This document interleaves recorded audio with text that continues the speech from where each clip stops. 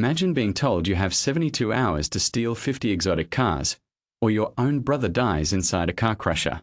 No prep time, no second chances, and the police already circling like they know exactly who you are.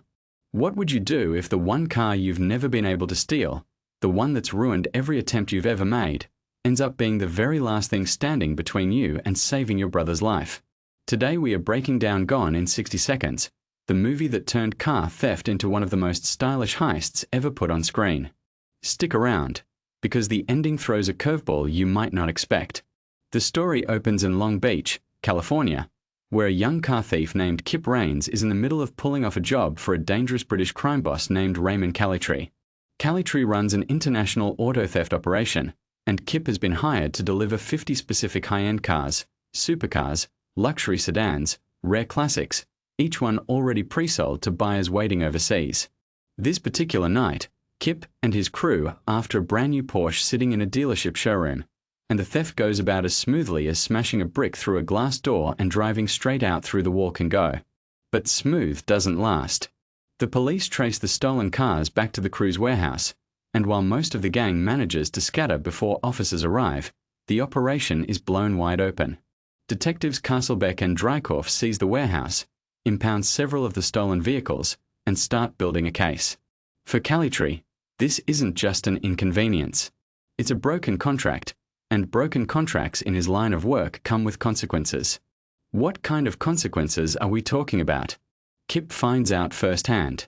Calitri has him kidnapped and brought to his scrapyard headquarters, where Kip ends up handcuffed to the steering wheel of a car that's about to be fed into an industrial car crusher.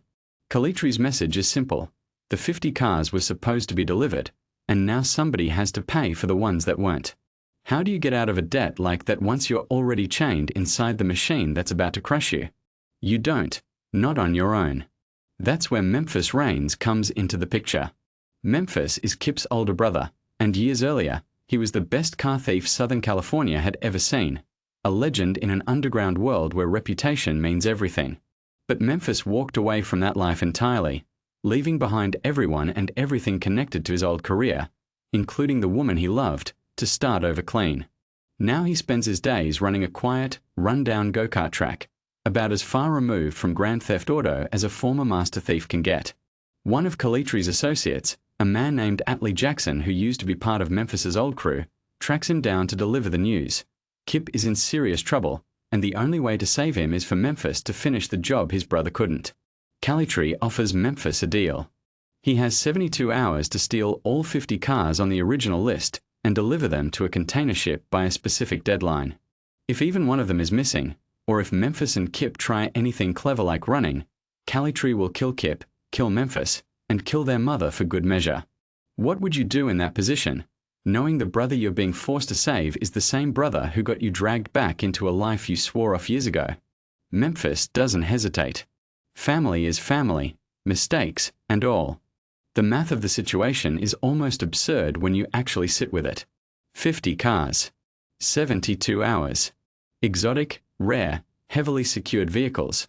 The kind of cars that don't just sit around unguarded waiting to be taken. Pulling off even one theft like this cleanly is hard enough.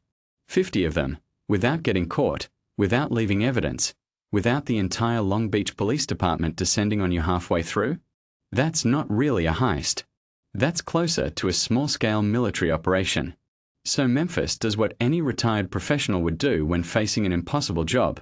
He goes back to the people who know how to do it right. He visits his old mentor, Otto Halliwell, a seasoned figure from his past who still has the connections and the wisdom to help pull this together. Together, they start reassembling Memphis's old crew, people who, just like him, had all gone completely straight since the last time they worked together. There's Donnie Ostricki, once one of the best wheelmen in the business, now somehow making an honest living as a driving instructor. There's Sphinx, a man who barely speaks a word throughout the entire film and now works as a mortician, his silence somehow making him even more intimidating than if he talked constantly. And there's Sarah, known to everyone as Sway, a sharp, capable mechanic and bartender who happens to be Memphis's ex-girlfriend, the relationship he left behind along with everything else when he walked away from this life. How do you think it feels to ask someone you once loved, someone you abandoned without much explanation, to risk everything and help you pull off the most dangerous job of your life. That tension simmers under the surface of every interaction between Memphis and Sway throughout the film, old feelings clearly never fully buried, just waiting for the right moment to resurface. Kip, feeling responsible for dragging his brother back into danger, insists on helping too, bringing along the remaining members of his own crew to assist with the operation. With the team assembled, Memphis lays out the plan. Rather than spreading the thefts out over the full 72-hour window, which would give police more time to notice a pattern and respond, they're going to compress the entire job into a single, frantic 12-hour overnight window. Steal all 50 cars in one continuous night before anyone realizes the scale of what's happening. To keep things organized, and to make sure nobody can talk about the operation in a way that police listening in might understand, the crew assigns a female code name to every single car on the list. It's a clever bit of practical tradecraft disguised as something almost charming. A list of 50 women's names that's actually a shopping list of Ferraris, Lamborghinis, and luxury sedans scattered across the city. There's one car on that list that gets treated differently from all the others. A 1967 Ford Shelby GT500, codenamed Eleanor. Memphis has tried to steal this exact model before, multiple times throughout his career, and every single attempt ended in disaster. There's history here, almost an obsession, the kind of fixation that makes you wonder if a car can actually be cursed or if some failures just leave permanent scars on a person's confidence. Memphis insists on saving Eleanor for the very last theft of the night. Why would someone deliberately save the hardest, most jinxed target for the end of an already impossibly tight schedule, when logic would suggest getting the riskiest job out of the way early while everyone's fresh? Maybe because some part of Memphis needs to prove to himself that this time will be different, that he can finally beat the one car that's always beaten him. As the crew scouts out the locations of their 50 targets throughout the city, Memphis runs directly into detectives Castlebeck and Drykoff. This isn't a coincidental run-in. Castlebeck has history with Memphis, a long-standing professional grudge built from years of trying and failing to catch him in the act before he retired. The detectives can't arrest him for simply standing near cars, but they make it very clear they know he's back in town, and that they'll be watching his every move closely enough to catch the smallest violation. Doesn't that complicate an already impossible job even further? Now Memphis isn't just racing against a deadline set by a violent crime boss. He's doing it while two determined detectives are actively circling, waiting for any excuse to take him down. The night of the operation finally arrives, and what follows is an extended, increasingly elaborate sequence of overlapping car thefts happening across the city simultaneously. Different members of the crew peel off to handle different targets, using a combination of old-school hot wiring skills, clever misdirection, and sheer nerve to grab vehicle after vehicle from garages, driveways, dealership lots, and secured parking structures. Not everything goes according to plan, though. When Castlebeck and Drykoff figure out the identities of 3 specific cars on the list and stake them out, expecting to catch the crew red-handed, Memphis adapts on the fly, choosing instead to steal 3 completely different vehicles directly out of the police department's own impound lot, the very same lot holding the cars originally seized from Kip's earlier botched job. There's something almost gleefully audacious about stealing cars from underneath the noses of the cops actively investigating you, isn't there? That particular heist comes with its own absurd complication, when Otto's dog accidentally swallows a set of keys needed for the job, forcing the crew to wait out an uncomfortable, time-sensitive situation before they can retrieve them through, well, natural means. It's a small, almost comedic beat in the middle of an otherwise tense sequence, but it's exactly the kind of detail that keeps reminding you this crew, for all their skill, are still just people improvising under enormous pressure. In between the chaos of the thefts, Memphis and Sway end up alone together while stealing a Lamborghini Diablo, and years of unresolved tension between them finally boils over into something more.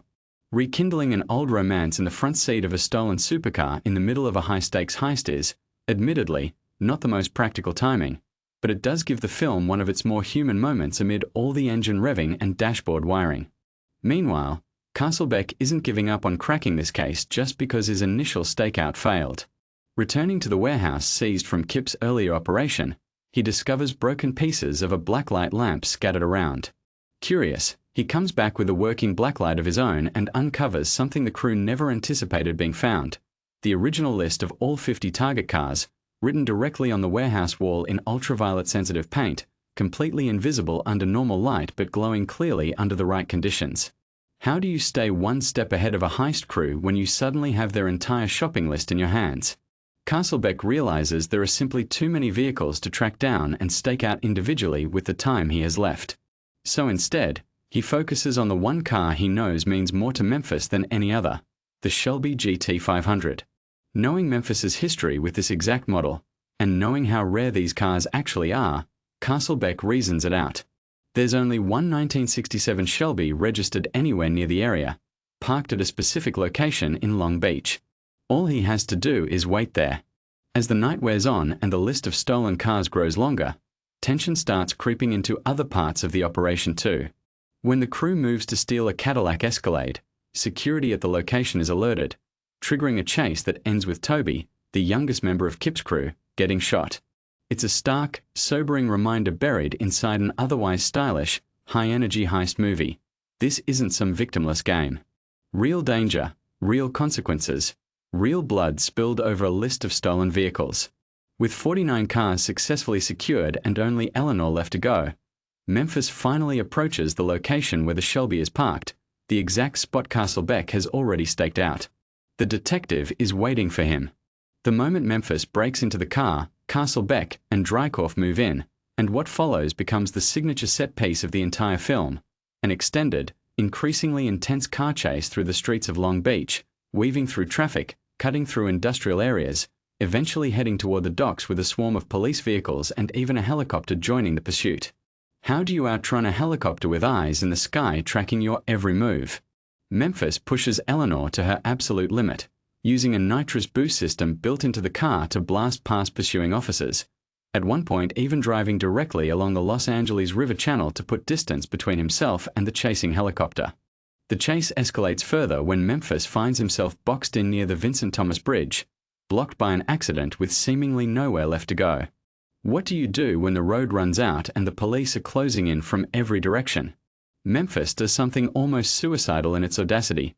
He uses the angled ramp of a parked tow truck as an improvised launch ramp, sending Eleanor soaring through the air over the gridlock traffic and clearing the obstruction entirely, landing on the other side and continuing the chase as if he'd simply driven around a pothole rather than jumped a moving car over stopped vehicles. Is that scene realistic? Not even slightly. But is it exactly the kind of larger-than-life moment this whole film has been building toward? The literal embodiment of everything the legend of Eleanor represents to Memphis? Absolutely. Despite finally beating his own personal curse and successfully stealing Eleanor after years of failed attempts, the chase and the jump leave the car damaged, and by the time Memphis finally arrives at Calitri's scrapyard to deliver all 50 vehicles, he's 12 minutes past the deadline Calitri set. 12 minutes, after everything he's just been through. How do you think a man as ruthless and precise as Calitri reacts to a deadline missed by mere minutes, especially when the prize car arrives with visible damage from a high-speed police chase? Calitri doesn't care about explanations or near misses. A deal is a deal, and in his world, even minor failures demand consequences severe enough to serve as a warning to everyone else who might consider crossing him. He decides to make an example out of Memphis, ordering his men to kill him and crush Eleanor right along with him, the same fate Kip narrowly escaped at the start of this entire ordeal. Just when it looks like everything Memphis sacrificed across this insane night is about to end in the exact same car crusher that started this whole nightmare, Atlee Jackson and Kip step in to help him break free. A confrontation finally erupts directly between Memphis and Calitri, two men who've been circling each other through intermediaries for the entire film finally facing off in person. Before Calitri can finish what he started, Castlebeck arrives on the scene. By this point, the detective has pieced together enough of the full picture to understand that Memphis wasn't doing this purely out of greed or old criminal habits resurfacing. He was doing it to save his brother's life, forced into an impossible position by a violent crime boss holding a literal death sentence over his family. What do you think happens in that final confrontation between Memphis and Calitri, with Castlebeck now standing right there as a witness to everything? Memphis ends things decisively, pushing Calitri over a railing to his death, finally closing the loop on the threat that's been hanging over his entire family since the moment this story began. Here's where the film makes an interesting choice with its law enforcement subplot. Castlebeck, the detective who spent years building a professional grudge against Memphis, who staked out his most prized target specifically to finally catch him in the act, ultimately lets him go. Why would a cop who's chased this man for years simply walk away from an arrest sitting right in front of him? Because Memphis, in the middle of all this chaos, ends up saving Castlebeck's life during the confrontation, creating a debt that outweighs years of professional rivalry. In exchange for that mercy, Memphis tells Castlebeck exactly where to find all 50 stolen cars, giving the detective the win he's chased for so long while still walking away a free man himself. Isn't there something fitting about that resolution? An entire film built around theft and pursuit ending not with handcuffs and arrests, but with an unspoken understanding between two men who've spent the whole story as adversaries, each one getting something they actually needed out of the exchange. The film closes on a much lighter note than anything in its frantic, high-stakes second half. The crew gathers for a celebratory barbecue, the kind of low-key, warm hangout that feels earned after the exhausting, adrenaline-soaked night they've all just survived together. Kip, grateful to his brother for risking everything to save his life, presents Memphis with a gift, a battered, rusted-out 1967 Shelby GT500 of his own, purchased using money from selling his motorcycle. It's rough, falling apart, nowhere near as polished as the gleaming Eleanor that just tore through the streets of Long Beach hours earlier, but it's his, free and clear, no theft required. Otto promises to help restore it properly. Memphis, clearly moved by the gesture, immediately invites Sway out for a ride in his new, very unfinished car. They climb in together, ready for what should be a triumphant final scene, driving off into the sunset as a reunited couple. The car breaks down before they even make it out of the yard. Isn't that actually a perfect way to end this story? After an entire night spent stealing 50 of the most expensive, exotic vehicles in Southern California, after launching a stolen Shelby over gridlock traffic to escape a helicopter, the film closes with its hero stuck behind the wheel of a car that won't even start in his own driveway. There's something almost poetic about that contrast, a reminder that underneath all the glamour and high-speed spectacle, this was always a story about family, not about the cars themselves. So what actually makes this movie work for audiences who've kept coming back to it over the years, despite the fact that critics at the time were fairly unkind to it? Part of it is simply the cast chemistry.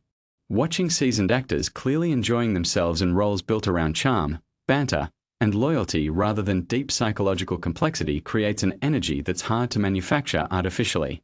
Nobody in this film is pretending to deliver award-caliber dramatic performances, and that's almost the point. It's a film that knows exactly what kind of entertainment it's offering and commits fully to delivering that experience.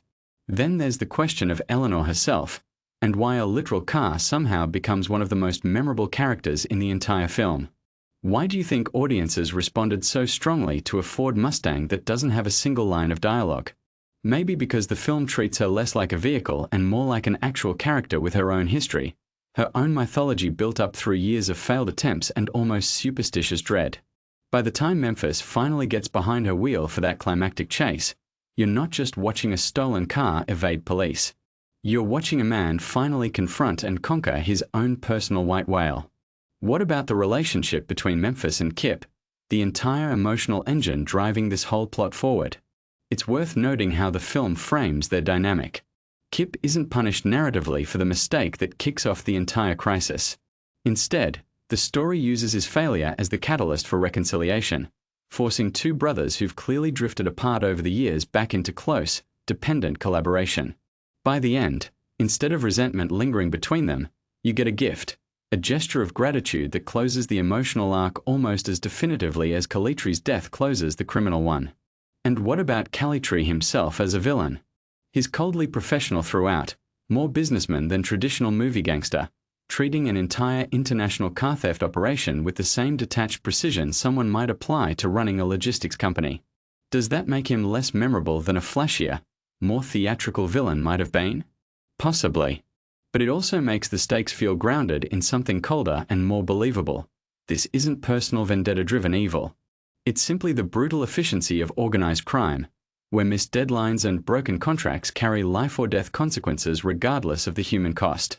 It's also worth thinking about how the film handles its two detectives, Castlebeck and Drykoff. Rather than positioning them purely as obstacles meant to generate suspense, the film gradually builds Castlebeck into someone with genuine investigative competence.